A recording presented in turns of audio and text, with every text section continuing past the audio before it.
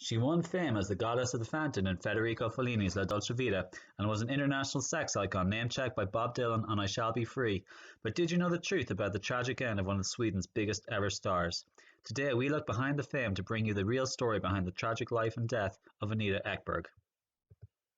Anita was born in 1931 in Malmö, Sweden. Her father was a strict religious harbour master and she was the sixth of 8 children. In later life she would fall out with her family so badly that she was only on speaking terms with one of her sisters. In 1950 her mother encouraged her to enter Miss Malmö, which she won, and qualified for Miss Sweden, which she also won. This led to her entry in the Miss Universe contest, which she didn't win, but which still led to a contract with Universal Studios. Anita arrived in the USA with very little English. Her first film role was in The Mississippi Gambler before she was given a meteor part as a voluptuous Venusian guard in Abbott and Costello Go to Mars. Ekberg admits to being lazy during this period of her career and not attending the acting lessons that Universal paid for her. Universal released her from her starlet contract, but she didn't quit the industry. Instead, she stayed around Hollywood working as a model and began appearing in gossip magazines like the infamous Confidential. The press called her the Ekberg Iceberg in a nod to her Scandinavian heritage. She had high-profile romances with celebrities like Frank Sinatra, Tyrone Power, Yul Brynner, Rod Taylor, and Errol Flynn. Her celebrity and talent led to a tour with Bob Hope entertaining American servicemen in Greenland. That led to her getting signed by John Wayne's production company Batchak, who gave Anita her first speaking role alongside Lauren Bacall in Wayne's 1955 movie Blood Alley. Ekberg played a Chinese villager named Wei Ling, for which she received a Golden Globe Award for Most Promising Newcomer. By this stage, she was already so famous that her next role was playing herself in the Dean Martin and Jerry Lewis comedy Artists and Models.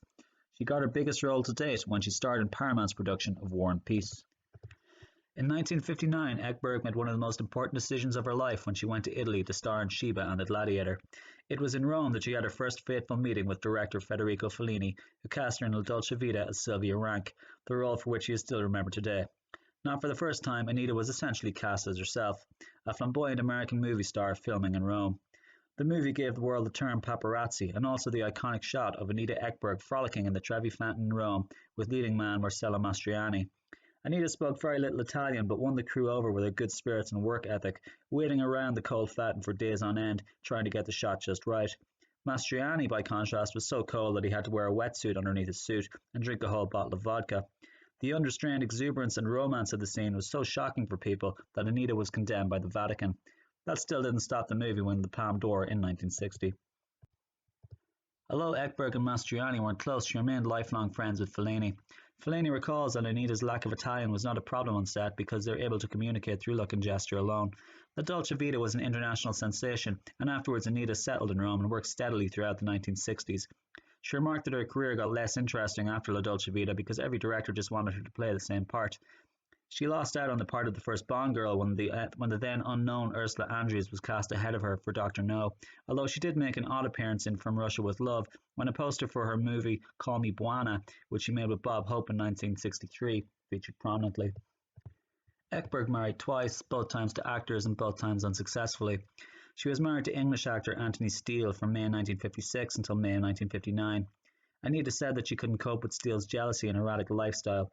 She also said that the last time she met him, he borrowed $100,000 from her, which he never paid back.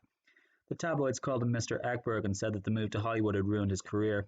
Later, she was also married to Rick Van Nutter from 1963 until 1975. She claimed in an interview that her biggest regret was not having children, but that was just how life went.